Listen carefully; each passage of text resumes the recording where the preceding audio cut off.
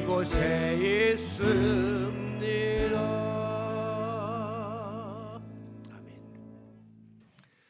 언젠가 신문에서 다음과 같은 기사를 본 적이 있습니다. 대구의 한 시장에서 상인과 거린 사이에 시비가 붙어서 거린이 그만 흉기로 상인을 찔러서 상해를 입혔습니다. 경찰이 출동해서 이 가해자인 거린을 잡아서 온몸을 수색하는 중에 깜짝 놀랄 만한 일이 벌어졌습니다. 악취를 풍기는 이 거린의 옷 안에서 10,000원짜리 100장 묶음 돈다발이 나왔는데 이걸 다 합치니까 총 1,640만 원이나 되는 거예요.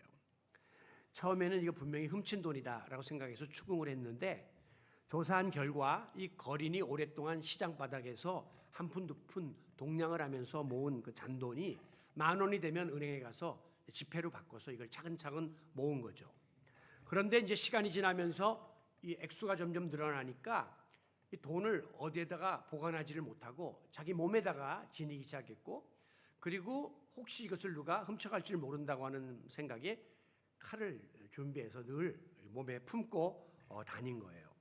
그날도 상인과 시비가 붙은 이유가 순간적으로 저 사람이 내 돈을 뺏어갈 수 있다라고 하는 그런 착각이 이렇게 들면서 흉기를 휘두르게 되었다라고 자백을 했습니다.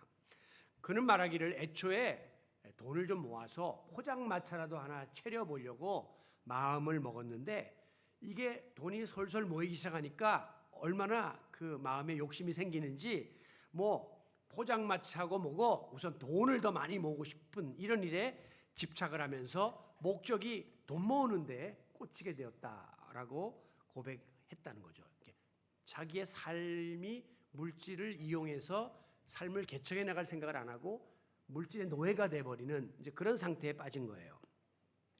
저는 그 거린의 모습을 보면서 오늘 우리 현대인들과 또 우리 사회의 일그러진 현실이 이렇게 겹쳐지는 것을 느끼게 되었습니다. 처음에 우리는 순수한 희망을 가지죠. 그리고 어떤 바람직한 목표를 가지죠. 보편적인 가치관을 가지고 세상을 살아가는데 이 시간이 지나다 보면 여러 가지 물질이 여기 끼어들면서 우리가 이렇게 편협된 어떤 단편적인 그런 이념에 사로잡히거나 또 시대의 조류에 휩쓸려서 우리의 목표가 이렇게 그릇되게 흘러가는 거죠. 그래서 나중에는 그 목표를 내가 이루어야 하고 그 목표를 끝까지 지켜야 된다고 하는 생각에 맹목적으로 흉기를 휘두르는 그런 우리들의 모습과 흡사하다 하는 생각을 해보게 되었습니다. 오늘 본문의 말씀은 선지자 이사야가 전한 예언의 말씀입니다. 당시 유다 백성들은 주변의 강대국인 바벨론에게 멸망을 당할 위기에 처하게 되자 백성들이 우왕좌왕하고 극심한 불안감에 휩싸이게 되었습니다. 어떤 사람들은 바벨론의 포로로 잡혀가기도 하고 어떤 사람들은 적국 바벨론 편에 붙어서 자기의 안위를 도모하는 기회주의자도 생겨나고 또 어떤 사람들은 아예 자기 혼자 살겠다고 주변에 있는 애굽 나라로 도망가는 이렇게 별의별 사람들이 다 나타나게 된 거죠.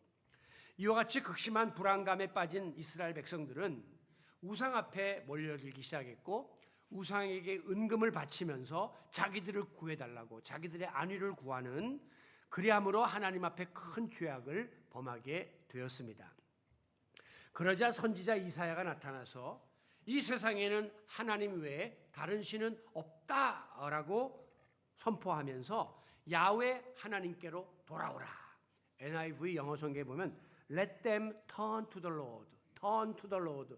주님께로 돌아가자라고 외쳤습니다. 6절에 보면 너희는 여호와를 만날 만한 때에 찾으라. 가까이 계실 때 그를 부르라. 하나님을 찾아라. 하나님을 불러라. 그리하면 그가 너희를 긍휼히 여겨주시고 그리고 하나님께로 돌아오면 너희를 용서해 줄 것이다 라고 계속해서 하나님께로 돌아오라 이렇게 강조했던 것입니다. 성경에 보면 어느 시대든지 간에 택한 백성 이스라엘이 범죄하고 격기로 나가면 꼭 하나님께서 치시기 전에 선지자를 보내가지고 먼저 경고를 하세요. 회개하고 돌아오라 이렇게 선포하도록 하셨습니다. 대표적인 케이스가 이제 호세아 선지자인데, 호세아는 뭐라고 이야기하냐면 이스라엘아 내 하나님 여호와께로 돌아오라. 그리고 그 뒤에 보면 우리가 여호와께로 돌아가자 이렇게 합니다. 돌아오라라고 권면하고 돌아가자라고 함께 더불어 회개를 외치고 있는 것이죠. 자, 우리가 여호와께로 돌아간다 하는 이 말씀은 지난 주일날 하나님께 더 가까이 나간다 하는 말씀과 일맥상통해요. 하나님과 우리 사이의 거리가 지금 멀어졌거든요. 그런데 다시 과거의 뜨겁고 친밀한 상태로 가까이 가는 거, 이게 하나님께로 돌아가는 그런 모습이라고 말할 수 있습니다. 자, 우리가 잘못을 회개하고 하나님께 돌아가면 하나님께서는 우리에게 어떤 은혜를 베풀어 주시는가, 하나님이 어떤 분이기 때문에 우리는 여호와께 돌아가야 하는가 하는 것을 우리가 오늘 본문 속에서 크게 세 가지로 한번 살펴보려고 하는데요. 먼저는 하나님께 돌아가면 하나님은 우리의 인생의 모든 문제들을 해결해 주십니다. 시편 42편 1절 말씀, 오늘 우리가 도입 찬양에 불렀죠. 목마른 사슴이 시냇물을 찾기에 갈급함 같이 내 영혼이 주님을 찾기에 갈급하나이다. 우리 모든 인생들은 마치 사막 한가운데에서 오아시스를 찾아서 헤매는 그런 목마른 인생과도 같다, 이렇게 말할 수 있습니다. 마치 사슴이가 시냇물을 찾기에 막 갈망하는 것처럼 오늘 우리 인간들은 우리의 이 갈증을 근본적으로 해결해 줄 대상을 찾아서 헤매이고 있는 것이죠. 미국의 로버트 슐러라고 하는 유명한 목사님이 계셨는데, 그는 설교자의 사명에 대해서 다음과 같이 이야기했습니다. 나는 사막 한가운데를 걸어가고 있는 목마른 인생들에게 기름진 비프 스테이크를 먹이기보다는 시원한 냉수 한 그릇을 떠서 마시게 하는 것을 사명으로 알고 말씀을 전하고 있다. 저는 이분의 이 표현이 굉장히 마음에 와 닿았어요. 제가 여러분들이 오랫동안 이렇게 설교를 들어보면 저 설교가 비교적 쉬워요. 그리고 알아듣기 쉽게 하는 편입니다. 그리고 설교를 좀 단순하게 하려고 애를 쓰고 또 정해진 시간에 마치려고 애를 쓰고 있어요. 어떤 목사님은 쉬운 걸 아주 어렵게 설교하는 분이 있어요. 그런데 사실 성도들이 쉽게 받아들이고 뭔가 이렇게 임팩트를 받을 수 있는 그런 설교를 하는 분이 명설교가거든요. 그런데 우리 목사들은 대부분 어떻게 생각하냐면 이 설교 안에다가 내가 지금까지 살아왔던 인생을 담고 내가 배우고 경험했던 모든 것을 다 쏟아부어가지고 그야말로 기름진 비프스테이크를 여러분에게 대접하고 싶어하는 선한 욕심을 갖고 있습니다. 이게 나쁜 의미가 아니라 좋은 의미에서 선한 욕망을 갖고 있단 말이에요. 그래서 설교할 때 보면 막 신학적, 철학적으로, 윤리학적으로 이렇게 쩍쩍쩍쩍 하면서 뭐 사회학적으로, 경제학적으로 어쩌고 해가지고 이 짧은 설교 안에 그냥 온갖 거를 다 집어넣어서 거하게 상차림을 여러분에게 드리려고, 제공하려고 하는 거예요. 그런데 여러분 이 뷔페 식당 가면 느끼시지만 이게 뭐 온갖 가지의 음식이 있지만 나중에 나올 때는 좀 허무해요. 뭐 먹었나? 배부르다는 거 외에는 느끼는 게 없어요. 그래서 어떤 때는 또 과식을 하고 또 배탈이 나기도 하고 역효과를 가져오기도 하죠. 우리 애들은 뷔페 가자 그러면 안 가요. 아빠 그냥 설렁탕 설렁탕, 냉면은 냉면, 한 가지만 강력하게 먹고 싶다고 이렇게 이야기를 하거든요. 마찬가지로 기름진 스테이크 먹이려고 목사가 그냥 온갖 걸 거기다 다 정성을 쏟아서 성도들에게 제공하면 성도들이 아이고 목사님 참 애쓰시네요, 뭐 유식하시네요, 많이 아시네요, 그러지 본인 만족이지 교인들은 어떤 분들은 졸고 딴 생각하고 집중이 안 되는 경우가 많아요. 그래서 제가 맞다, 비프스테이크를 먹이는 것보다 시원한 냉수 한 그릇 확 들이키고 가야지. 교회 왔는데 어렵게 일주일 동안 지내다 왔는데 시원한 냉수 한 그릇 들이키고 가는 것, 이거를 목표로 삼아야지 하는 생각을 계속해서 제가 많이 하고 있어서 너무 유식한 설교도 제가 안 하고 너무 길게도 안 하고 너무 복잡하게도 안 하는 그런 스타일이에요. 오늘 본문 1절에 보면 오호라 너희 목마른 자들아 물로 나오라 이렇게 말씀합니다. 여기 목마른 자는 아무리 마셔도 갈증이 채워지지 않는 부족함 속에 살아가는 우리 인생들을 뜻하는 거예요. 우리 목마르잖아요, 여러분 다 지금.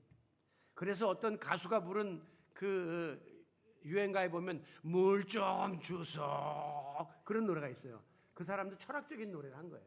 물 좀 주세요. 너무 세상이 목말라요. 라고 헤매는 인간들을 의미하고 있는 거죠. 요한복음 4장에 보면 남편 5이 있었고 지금 있는 남편도 내 남편이 아니다. 그러면 6명 남편을 갈아치면서 인생의 즐거움과 쾌락과 만족을 추구했던 사마리아 여인이 나오죠.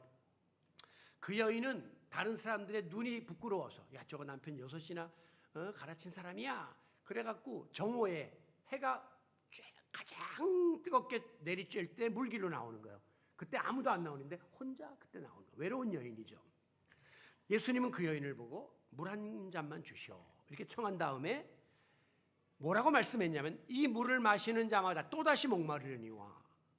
그렇죠. 세상적인 물은 문제 해결은 근본 문제를 해결 못해서 바닷물 같이 마셔도 또 목이 마르다는 거죠. 돈을 가져도 목마르고 뭐 쾌락에 빠져도 더 목마르고 지식적으로 더 많이 깊은 연구를 해도 또 목이 마르는 거예요.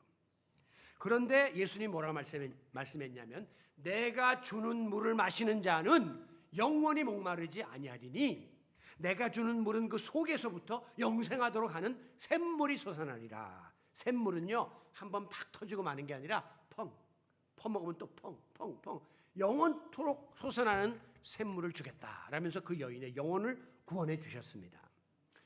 여러분 우리 하나님만이 인생의 목마름을 해결해 줄 수 있는 근본 해결자이심을 믿으시기 바랍니다. 그래서 우리가 오늘도 주님 앞에 나온 거잖아요. 만사를 제쳐놓고 영혼의 근본 문제를 해결하려고 오늘도 하나님 앞에 나와 예배하는 거예요.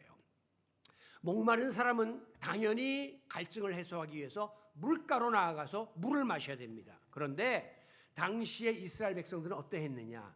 목이 마른데도 물가로 가지를 않고 엉뚱한 데 가가지고 목마름을 해소하려고 했습니다.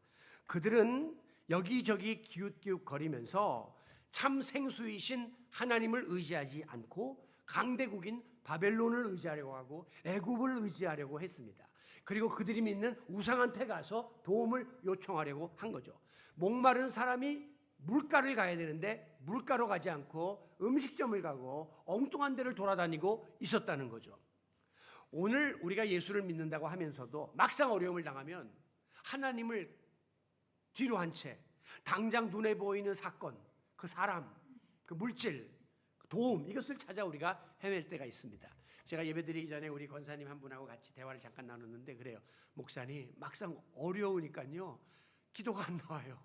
막상 힘드니까요 하나님 찾는 것보다 당장 이걸 어떻게 해결해야 되나 이게 더 발등에 떨어진 불을 끄는 이런 게 우리 인간의 모습이에요. 마치 신기루를 오아시스로 착각하는 거죠. 사막에서 오아시스를 찾아가는 사람들이 멀리서 보니까 물이 있는 것처럼 보이니까 거기 가가지고 이게 오아시스인 줄 알았는데 나중에 보니까 신기루예요. 그래서 그 사막에서 서서히 죽어가는 그런 인생들이 오늘 여기저기 혹여나 하고 이것저것을 기웃거리는 우리의 모습과도 흡사하다고 하겠습니다. 그러나 진정 우리 인생의 목마름을 근본적으로 해결해 줄 수 있는 분은 생명의 물 되시는 생수 되시는 예수 그리스도 한 분밖에 없음을 믿고 오늘도 우리가 하나님께로 돌아가고자 결단하는 성도 여러분들이 되시기를 바랍니다. 오늘 1절 중반절에 보면 물로 나오되 돈 없는 자도 오라 이렇게 말했습니다. 아니 물이야 시냇가에 가서 먹으면 되는데 우물가에 가서 길러 먹으면 되는데 왜 돈 이야기가 나와요? 저는 이걸 보면서 이사야가 지금으로부터 약 2700여 년 전에 이 글을 예언했는데 야, 그 시대에 벌써 물을 사 먹는 거를 예언했구나. 이번에 일본에 우리가 성지순례를 갔는데 그 사람들이 뭐라 하냐면 여기는 온천수가 좋아서 다 자연물을 잡수면 됩니다. 그러니까 뭐 생수 같은 거 안 사셔도 됩니다. 그렇게 말하더라고요. 그래도 우리가 굳이 이 생수를 사서 먹었어요. 왜냐하면 물을 갈면 또 배앓이 할 수가 있기 때문에 계속 생수를 사 먹었는데 물을 사 먹는다? 이거는 상상 못해요. 물은 어디 가나 다 우리가 자연스럽게 먹을 수 있잖아요. 그런데 오늘 성경에 보면 돈 없는 자도 물로 나오라 이렇게 이야기합니다. 이 말은 뭐냐면 아무 값을 치르지 않고 대가를 지불하지 않고 이 물을 마실 수 있다는 거예요. 즉 우리 인생의 문제를 해결하는 데 있어서 하나님께로 돌아가는 데 있어서 어떤 인간적인 노력이나 대가를 하나님은 요구하지 않는다는 겁니다. 대부분 많은 사람들이 우리가 가서 뭐 예를 들면 점을 본다든가 뭐 여러 가지 도움을 요청하면 다 대가를 요구합니다. 아닌 말로 의사 선생님한테 가도 결국은 돈 없으면 수술을 할 수가 없는 거죠. 심지어 어디 가서 기도를 받으려고 해도 감사금 내라고 이렇게 돈을 요구합니다. 이거는 올바른 것이 아니에요. 하나님께 나아가는 자는 대가 없이 아무 지불함이 없이 그저 우리가 하나님 앞에 나아갈 수 있도록 길이 열려져 있다고 하는 거예요. 오늘 1절 하반절에 보면 너희는 와서 돈 없이 값 없이 포도주와 우유를 사라 그랬어요. 좀 말이 좀 안 되는 것 같죠? 돈 없이 어떻게 또 삽니까? 그런데 이것도 마찬가지예요. 포도주라고 하는 것은요, 원어에서 기쁨, 포도주 마시면 즐거운 잔치 때 마시잖아요. 그다음에 평안, 마음의 평안을 누린다는 거죠. 그 다음에 우유는 젖, 이것은 풍요로움을 뜻하는 거예요. 그런데 하나님께 나아가면 우리 인간에게 필수적인 물은 공짜로 당연히 주실 뿐 아니라 우리가 사 먹어야 되는 포도주와 우유도 하나님이 제공해 주신다는 거죠. 그러니까 모든 것을 하나님은 우리에게 거저 주신다는 거예요. 이걸 우리가 소위 은혜라고 하는다. 은혜. 나는 아무것도 한 것도 없는데 그냥 주시는 거예요. 이걸 은혜라고 이야기하는 거죠. 그래서 하나님께 나오면 값없이 모든 것을 베풀어 주겠다고 하는 이 은혜가 바로 복음이에요. 복된 소식, 굿뉴스. 세상에 이것처럼 좋은 소식이 어디 있습니까? 돈 없이 값 없이 살아. 하나님이 그저 주는 대로 거저 받아 먹으면 된다는 거예요. 지불하지 않아도 그냥 우리는 누리면 된다고 하는 것입니다. 오늘 우리가 불렀던 찬송 526장도 너무나 가사가 좋은데 목마른 자들아 다 내게로 오라 주님께로 오라 이곳으로 오라 여기에 드림의 교회에 좋은 샘 흐르도다. 강단에서 샘물이 계속 솟아나고 여러분들이 이곳에 오면 힘쓰고 애쓰고 노력함이 없을지라도 다 이 물을 마실 수가 있다라고 열려있는 하나님의 은혜의 자리에 여러분을 초대하고 있습니다. 오늘도 우리가 하나님께로 돌아가기만 하면 생수이신 하나님께서 우리의 영적인 기갈을 해결해 주실 뿐 아니라 포도주와 젖과 같은 육적인 문제까지도 다 풀어주신다는 사실을 믿고 지체치 말고 주님 품으로 돌아가기를 힘쓰는 귀한 시간이 되시기를 바랍니다. 자, 우리가 잘못을 회개하고 하나님께로 돌아가면 우리는 영적인 필요를 채움받게 됩니다. 하나님께서 영적인 필요를 채워주신다는 거예요. 아시다시피 우리 인간은 빵으로만 살 수 없는 존재입니다. 왜? 우리는 영적인 존재이기 때문에. 짐승은 그저 먹여만 주면 해피해요. 행복해요. 그런데 우리 인간은 아무리 먹이고 입혀줘도 뭔가 여기 구멍 뚫린 공허함이 있단 말이에요. 왜냐하면 인간은 하나님의 형상대로 지음받은 영적인 존재이기 때문이에요. 아무리 여러분이 육신적으로 잘 먹고 잘 살고 좋은 집에서 하고 싶은 거 다 하며 살아도 항상 마음 한구석에는 왠지 모를 공허함이 있는 이유가 그것입니다. 당시 이스라엘 백성들은 육적으로 굉장히 고달프고 또 못 먹고 못 입는 그런 갈급함이 있었지만 동시에 그들은 영적으로도 탈진한 상태에 있었습니다. 이스라엘 백성을 우리가 선민이라 그러잖아요. 하나님이 택했다는 것은 그들은 영적으로 살아야 될 존재들인데 지금 그들이 영적으로 갈급함을 해결하지 못하고 헤매고 있었어요. 그래서 우상 앞에 가가지고 절을 하고 혹시 이 길이 영적인 문제를 채워주지는 않을까 여기저기 기웃거리는 그런 신세가 되었던 거죠. 그래서 우리 하나님은 말씀하시기를 2절에 너희가 어찌하여 양식이 아는 것을 위하여 은을 달아주느냐. 그 양식을 제공 못하는 우상 앞에 왜 은을 갖다 바치고 있느냐 그 뜻이죠. 배부르게 못할 것을 위하여 수고하느냐. 그거 해봤자 헛수고인데 왜 가가지고 거기에 매달려가지고 그렇게 헤매고 다니느냐라고 책망하고 있는 거죠.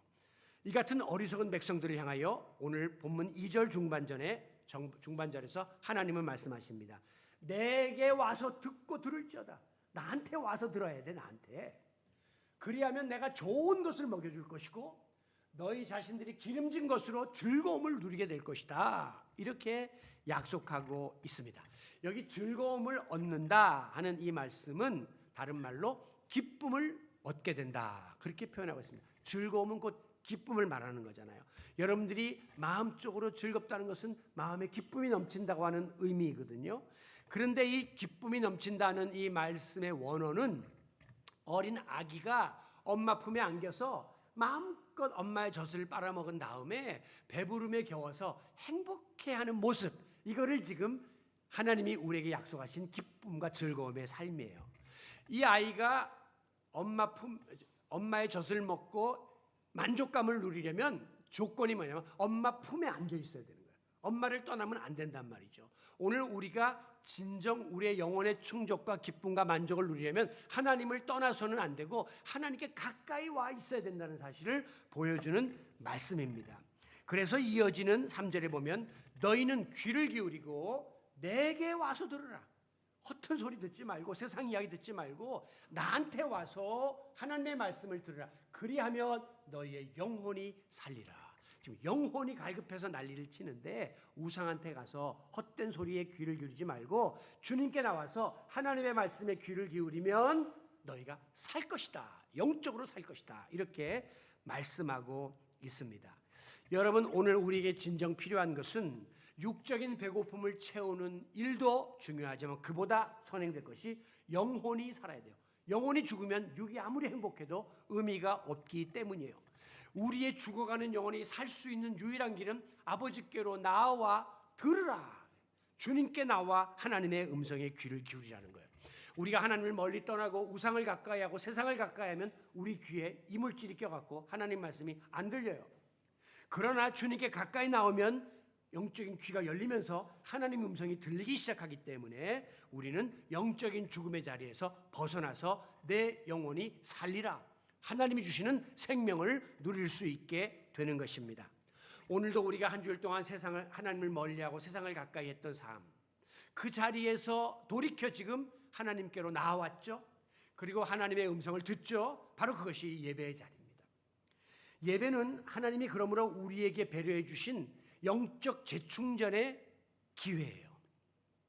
우리가 이 자동차를 타고 여행을 하다가 일정한 기간을 운전하면 기름이 딸락딸락합니다. 차가 힘이 없습니다. 그때는 충전소에 들어가서 다시 주유를 하고 그리고 또 가면 차가 힘을 얻어서 남은 여정을 달려갈 수 있는 거예요. 여러분이 세상에 살면서 지치고 힘들고 영육간에 다운되어 있는 이 상태에서 하나님 전에 나와 하나님의 말씀을 듣고 다시 영적인 재충전을 해서 또 세상을 향하여 나아가는 거죠. 그러니까 이 예배 시간을 여러분은 소중히 여겨야 돼요. 이걸 여러분의 삶의 우선순위의 1순위로 둬야 돼요. 이거 안 하면 내가 기름 다 떨어져 가지고 중간에 서버리거나 끝난다는 거죠. 지난 한 주일 동안도 죄악된 세상에 살면서 여러 가지 일로 인해서 내가 주님과 많이 멀어져 있습니다. 내 영혼이 지쳐 있습니다. 그러나 오늘도 내게 나오라. 그리고 들으라. 나와서 하나님의 음성을 들을 때 위로부터 임하는 새 힘을 충전받아서 다시금 세상을 향해 힘있게 달려나가는 성도 여러분들이 되시기를 바랍니다. 아무쪼록 양식이 아는 것에다가 올인하지 마세요. 배부르게 못할 세상 것에 집착하지 마세요. 그러면 헛다리 짚는 인생이 돼가지고 인생살이가 고달파요. 또 긴 길을 돌아와야 해요. 아무쪼록 우리는 하나님께로 나와서 주님의 음성에 귀를 기울임으로 우리의 영혼이 참 기쁨과 즐거움과 풍요로움으로 채움받음으로 영적으로 죽어가던 우리가 새롭게 살림을 받는 귀한 시간이 되시기를 바랍니다. 자, 마지막으로 우리가 잘못을 회개하고 하나님께 나오면 하나님은 우리를 불쌍히 여기고 긍휼히 여기시사 우리를 용서하시고 용납해 주시겠다라고 약속하고 있습니다. 자, 이스라엘 백성들은 하나님께 선택받은 선민 이스라엘이었습니다. 그런데 어려움을 당하게 되자 정작 하나님을 찾는 게 아니라 엉뚱한 이방 우상한테 가서 도움을 요청했습니다. 이것은 하나님이 구원자요, 하나님이 인도자요, 하나님이 우리의 보호자이십니다 라고 고백해야 될 선민이 하나님 앞에 범죄한 일이에요. 하나님을 배신한 일이니까. 그렇기 때문에 당연히 하나님의 진노와 징계가 임할 수밖에 없었어요.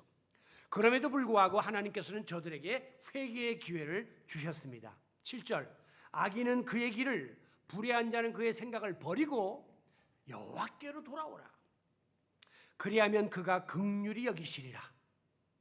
우리 하나님께로 돌아오라. 그리하면 그가 너그럽게 용서하시리라. 이렇게 말씀하면서 돌아오라. 그러면 내가 없었던 걸로 하고 다 받아주겠다라고 말씀하고 있어요.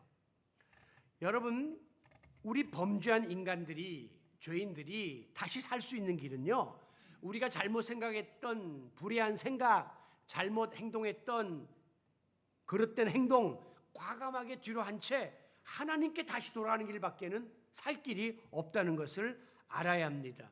우리가 하나님께 돌아가려고 하면 하나님의 음성을 듣고 내가 어디서부터 무엇이 잘못됐는가가 깨달아지기 시작해요. 그러면 버릴 것 버리고 결단할 것 결단하고 하나님께로부터 멀리 떠났던 마음을 하나님께로 더 가까이 나가면서 주님께 더 집중하는 이런 자리에 우리가 나아갈 수 있게 되는 것이죠.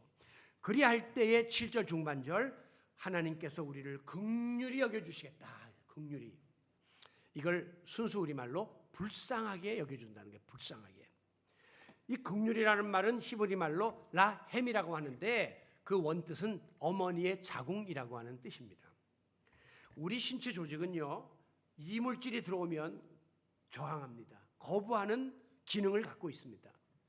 그런데 이 자궁이라고 하는 곳은요, 이제 이물질에 해당하는 수정란이 그 안에 들어와서 자리를 잡는데도 거부하지 않아요. 받아들이는 거예요. 그 후에 거기 이제 아가의 태반 혈관이 이제 새 생명체가 형성돼 갖고 자궁 내막 안에 들어오는데도 거부하지 않고 받아들여 주는 거예요. 왜? 새 생명을 잉태하기 위해서 거부하지 않고 다 받아주는 겁니다. 하나님의 긍휼이라는 것은 우리가 어떤 죄인이라도 하나님이 우리를 거부하거나 버리지 아니하시고 우리를 그냥 받아주신다는 거예요. 용납해 주신다는 것입니다. 이게 바로 긍휼 라햄이에요. 그래서 어머니들은 자기 배로 난 자식이 아무리 중간에 탈선을 하고 뭐 재산을 뚱쳐먹고 도망을 갔다가 속썩이고 돌아와도 이유 불문하고 많은 대가를 지불하고 또 그 자식을 맞아줘요. 이게 바로 모성애인 거예요. 모성애는 그래서 위대한 것입니다. 품는 거예요. 아버지들은 그걸 갖다 호적에서 팔아 그러면서 이놈을 시킨 마음에 난리치는데 엄마들은 막아서고 다. 지난번에 상품백화점 무너졌을 때도 그 시신 중에 아기를 이렇게 품고 돌에 깔려 죽은 엄마의 시신이 발견됐습니다. 그 돌이 무너지는 가운데 아기를 보호하려고 하는 모성애죠. 아마 우리 남자들은 아기를 위해 처박히게 이렇게 자기 살라고. 근데 우리가 그러는데 문제는 하나님을 아버지라 그러잖아요. 어머니라고 안 그러고 아버지라 그런단 말이에요. 이거에 대해서 아주 힘들어하는 분들이 많아요. 왜냐하면 어린 시절의 성장 과정에서 아버지에게 학대를 당했거나 아버지의 폭행을 받거나 그런 주정을 받거나 이런 애들은 하나님의 아버지 그러면 옛날 아버지가 생각나. 우리 아버지 하나님이 그런 분이야? 싫어요. 그래서 하나님 어머니라 그러면 훨씬 좋겠다 그러는데 우리가 지금 하나님을 아버지라고 하는 것은 원론적인 이야기예요. 원래 아버지의 모습은 그게 아니거든요. 가정을 책임지고 정말 무겁게 고생하면서 사랑을 쏟아붓는 그런 아버지의 개념으로 우리가 하나님을 아버지라고 부르는데 우리 하나님 아버지께서 우리가 죄악 세상 길에서 돌이키기만 하면 어떤 죄를 졌든지 죄의 종류 또 죄의 경중 가볍냐 무겁냐를 따지지 않고 사랑과 자비와 긍휼로 우리를 맞아주신다고 하는 거예요. 7절 하반절에 보면 우리 그 하나님께로 돌아오라 그가 너그럽게 용서하시리라. 이게 옛날 성경에 보면 널리 용서하시리라. 그러니까 제한이 없다는 거죠. 그냥 다 품어주시겠다 이렇게 약속을 했습니다.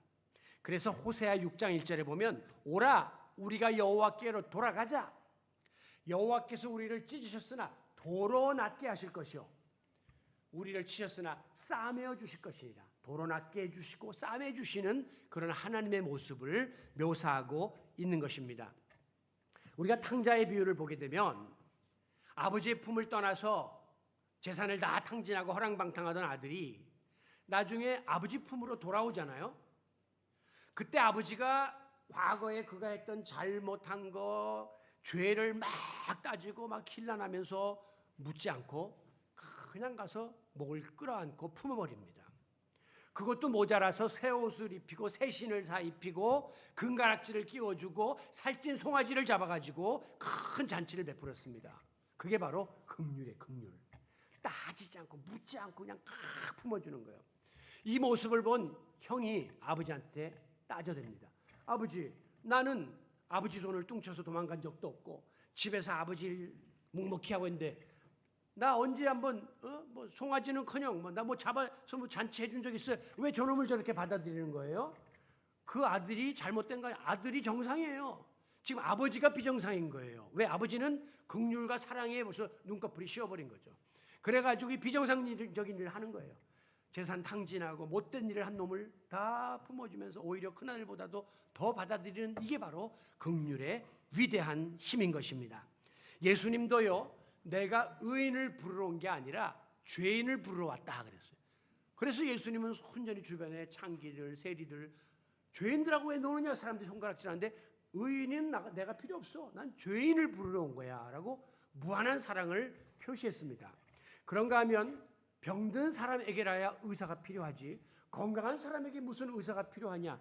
예수님이 영적인 의사로 세상에 오셨는데 영적으로 병든 사람들을 위해서 오셨다고 하면서 그들 곁에 다가가셨던 것입니다. 그렇습니다. 오늘도 누구든지 자기의 죄와 잘못을 회개하고 주님께로 다시 돌아가기만 하면 우리 주님은 묻지도 않고 따지지도 않고 두 팔을 벌려 우리를 안아주시고 품어주시는 용서의 주님이심을 믿으시기 바랍니다. 오늘의 말씀을 맺습니다. 6절, 너희는 여호와를 만날 만한 때에 찾으라. 오늘 설교 주제가 찾으라죠. 가까이 계실 때 그를 부르라. 부르라죠. 여호와께로 그리고 돌아오라. 같은 맥락의 말씀이에요.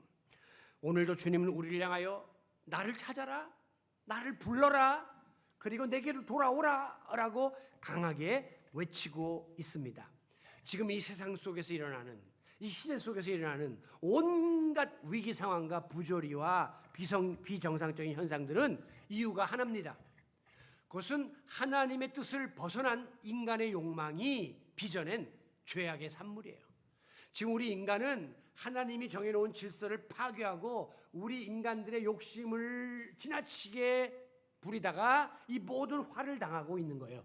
지금 이렇게 한 달 넘게 계속되는 열대야도 결국은 하나님의 질서를 깨뜨린 인간의 야망 때문에 빚어진 화예요. 우린 지금 그 대가를 치르고 있는 것입니다. 원자력을 강화하다가 그게 사고가 나서 어쩌면 그 오염수를 먹어야 될 형편에 우리가 놓여 있는 것이고, 미세먼지나 이게 플라스틱 가루들 다 한 번에 버린 게 지금 다 우리한테 다시 들어오고 있는 거예요. 그거를 고기들이 먹고 우리는 그 고기를 또 먹고 있는 거죠. 그러니까 이 모든 인간의 욕망이 하나님의 질서를 깨뜨리게 되었고, 오늘 우리는 이 죄악된 세상에 살고 있어요. 그렇다면 우리가 살 수 있는 유일한 길이 뭐예요? 다시 하나님께 돌아가는 것밖에 없어요. 그분이 우리를 향하여 가지고 계시는 오리지널 디자인, 하나님이 우리를 향해 품고 있는 그 첫 모습으로 우리가 돌아가야 된다는 거예요.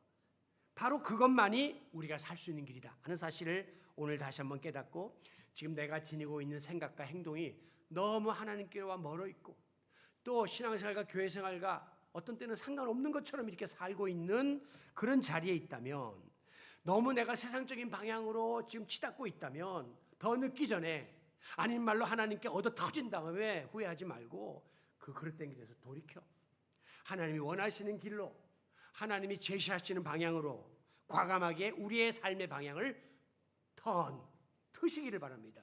돌아서시길 바랍니다. 바로 이 방향 전환이 곧 메타노이아, 회개예요. 회개. 하나님 앞에 회개하고 방향을 트는 거죠. 그리할 때 하나님께서 우리가 당면한 모든 문제들을 해결해 주실 것이고, 우리의 갈급한 영적인 공허함도 채워주실 것이며, 긍휼하심으로 우리의 모든 죄를 사함받는 복된 성도님들이 되실 것입니다. 우리 모두 주님께로 돌아가 주님을 찾고 주님을 부름으로 주님이 예비하신 은혜의 주인공들이 되시기를 주님의 이름으로 축원합니다. 아버지, 주 앞에 나아가기를 원합니다. 하나님과 너무 거리가 멀어졌으면 깨닫게 하시고 어떻게 해서라도 주님께 돌아가서 주님이 예비하신 영육간의 복을 누리는 저희들이 되게 하여 주시옵소서. 특별히 한국교회와 우리 민족도 너무 하나님의 뜻에서 멀어진 감이 있습니다. 다시금 회개하고 돌아가게 하시고 하나님께 돌아가는 운동이 우리 드림의 교회 안에, 우리 한국교회 안에 펼쳐지게 하여 주옵소서. 예수님의 이름으로 기도하옵나이다. 아멘. 어떤 어려움이 있어도 우리는 주님의 길을 가리라, 주님께 돌아가리라 함께 결단하겠습니다. 비바